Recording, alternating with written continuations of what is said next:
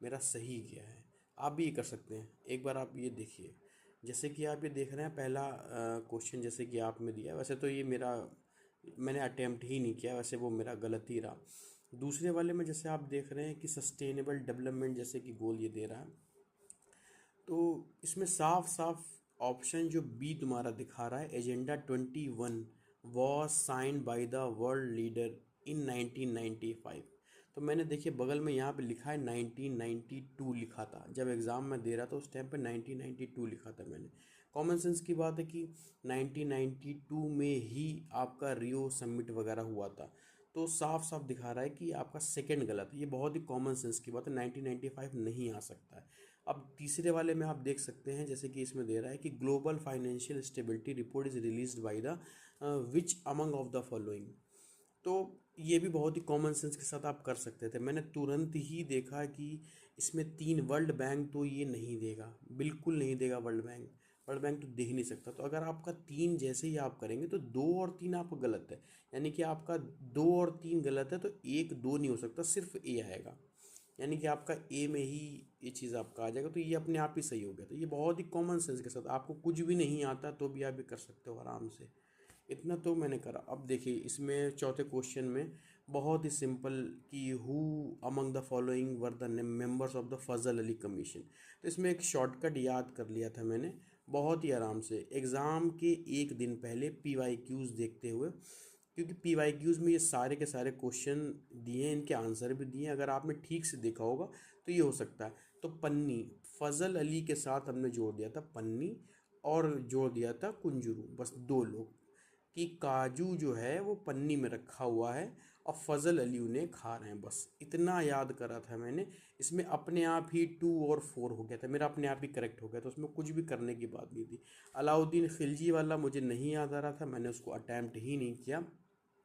छठे नंबर पर अगर आप देख रहे हैं कि आयरन ओर माइंस में दिया था, अगर आपको कुछ भी नहीं याद है, कुछ भी नहीं याद है, बिल्कुल नहीं याद है, तो आप देखिए मैंने क्या करा, मैंने खाली गुरु मशकिनी को खाली उड़ीसा से मिलाया और कुंद्रेमुख को मिलाया कर्नाटका से, सिर्फ दो को।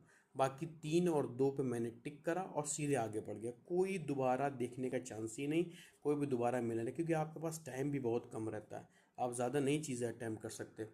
अब देखिए इसमें ये वाले में क्या था कि ये मैं अटैम्प्ट करने वाला था 7 नंबर, पर मैंने किया नहीं, क्योंकि UP PCS में ज़्यादातर जो आपको ऑप्शन दिखते हैं वो ए और बी ट्रू ही मिलते हैं 95% में।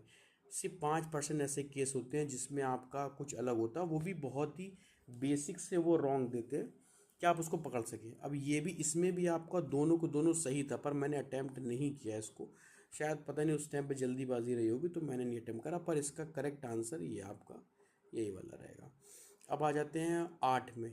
8 में मैच ऑफ द फॉलोइंग, कुछ नहीं, अगर आपको याद, कुछ भी नहीं याद है, एक चीज़ तो याद होगी ही कि बंगाल का पार्टीशन करजन। करजन मतलब कि याद कर लीजिए कैंची से बंगाल का पार्टीशन हो गया। बस अगर आपको इतना भी याद है कि बी का आपका 3 है, चलिए बी का 3 आपका 2 आ रहा था। अब देख लीजिए कॉर्नवालिस, कॉर्नवालिस ने क्या करा था आपका, कॉर्नवालिस ने करा था permanent settlement of the Bengal, ये आपका लैंड रिफॉर्म्स वाला शायद कुछ ऐसे ही कॉर्नवालिस। अच्छा, मैंने कॉर्नवालिस का जो याद करा था वो याद करा था, कॉर्नवालिस का याद करा था मैंने मैसूर से। मैसूर जो वॉर हुई थी उसके बाद ही जस्ट ये आपका चालू हो गया था। तो अगर आपको दो भी याद है तो आप आराम से कर सकते हैं। अच्छा, इसमें क्या था, इसमें थोड़ा कन्फ्यूजन हो रहा था मतलब मेरे को। तो ड्रामा जो था, ड्रामा तो ये आपका समझ में आ रहा था। अगर आपको बहुत ज़्यादा कन्फ्यूजन हो रहा है, अगर आपको दिक्कत हो रही है, तो आप उसको ना ही अटैम्प्ट करें। अब देखिए ये वाला मेरा अपने आप ही गलत हो गया, क्योंकि मैंने अपने कॉमन सेंस से कि ए और बी ट्रू होता, तो आपको ज़्यादा भी दिमाग नहीं लगाना है वहाँ पर, कि आपको ज़्यादा दिमाग लगा दे, तो ये मेरा गलत हो गया था, तो ये मेरा रॉन्ग हो गया था। तो आपको बहुत ही सोच समझ के, अच्छा ये देखिए ये वाला भारत पोल वाला, भारत पोल हर जगह दे रहा था कि क्या है क्या है क्या है, तो साफ साफ इसमें central bureau of the investigation, साफ साफ बिना कुछ करे, कुछ आपको कुछ भी नहीं सोचना है। अब इसमें भी देख लीजिए, जो आपको नहीं समझ में आ रहा वो आप छोड़ सकते हैं। अब committee of the constitution assembly, ये बहुत ही कन्फ्यूजन था, इसको छोड़ने वाला ही था। अच्छा, इसमें अब क्या है आपका 14 में देख लीजिए, फर्स्ट एंग्लो मैसूर वार, मैसूर वॉर जो भी लड़ी गई है उसके आप क्रोनोलॉजी बना लीजिए। तो सबसे पहले क्या हुआ, फ्रेंच वॉर हुई, सारी की सारी फ्रेंच वॉर हुई, क्योंकि सबसे पहले फ्रेंच लोग ही हारे हैं, तो वो हमने पहले उसको लिख लिया था। फिर उसके बाद जैसे ही फ्रेंच होता है उसके बाद आती मराठा वॉर। मराठा वॉर का इसमें कहीं दिया नहीं तो उसको आप हटा सकते हैं। फिर उसके बाद आती मैसूर वॉर, मैसूर वॉर का आप दे सकते हैं। फिर उसके बाद आती है आपकी क्या बोलते हैं, अफ़गान वॉर, क्योंकि पहले अंग्रेज़ों ने सबसे पहले जो था वो हराया फ्रेंच को। फिर उसके बाद वो गए मैसूर के पास, मैसूर के बाद फिर गए ये आपका मराठा के पास, मराठा का इसमें कोई जिक्र नहीं है। मराठा के बाद गए फिर अफ़गान के पास, और फिर गए आपके क्या बोलते हैं, सिख के पास। तो इसमें आप नॉर्मल से क्रोनोलॉजी अगर आपको याद है तो आप आराम से अटेम्प्ट कर सकते हैं।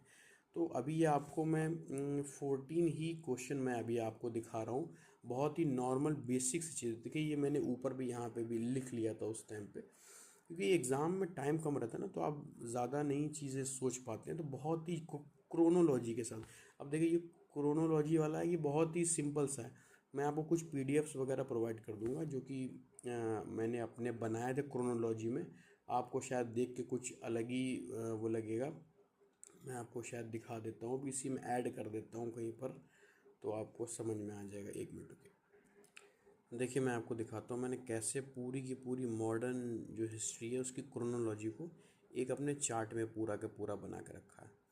तो हम लोग अभी जो देख रहे थे वो यहाँ पे था कि देखिए जैसे ही 1700 के आसपास क्या बोलते, 1707 के आसपास जो औरंगज़ेब था उसकी डेथ होती है। उसके बाद जैसे ही उसकी डेथ होती है वैसे ही अंग्रेज़ लोग, ब्रिटिश लोग कैसे अपना डोमिनेंस दिखाने के लिए पूरी तरीके से हर चीज़ पे लग जाते हैं।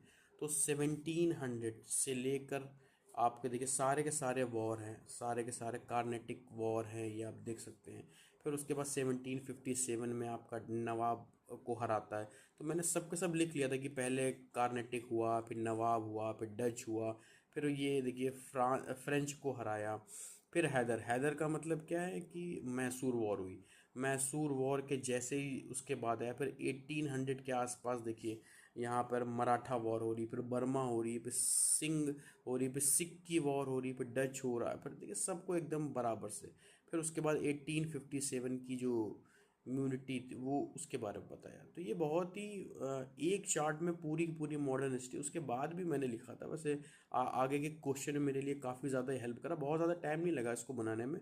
मुश्किल से मुश्किल 4 घंटे में मैंने ये सब तैयार कर लिया। तो और लगभग इस चार्ट से 10 से 15 क्वेश्चन मेरे अटैम्प्ट हो गए आराम से। अगर आप बताएंगे तो मैं इसको आपके क्या बोलते हैं लिंक पे टेलीग्राम पे मैं डाल सकता हूँ। अगर आप कमेंट करें और टेलीग्राम चैनल ज्वाइन कर लीजिए, तो मेरे पास बहुत सारे ऐसे नोट्स शॉर्टकट हैं जो आपको लगभग 10 से 15 मतलब हर सब्जेक्ट से रिलेटेड 10 से 15 क्वेश्चन यानी कि